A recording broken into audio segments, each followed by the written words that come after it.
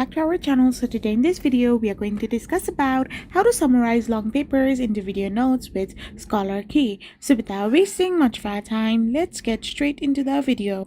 So first things first, ScholarKey does not allow direct creating your video notes. Instead, you can simply use its interactive flashcards to summarize and organize your long papers.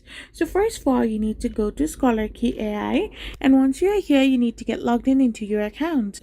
So once you've got logged in into your account, all you gotta do is simply create a video by narrating and recording your screen while going through the ScholarKey summary and original paper.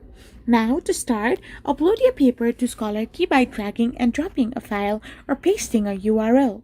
ScholarKey will now generate an interactive flashcard with a summary and key details, which you can then use as a script for your video notes.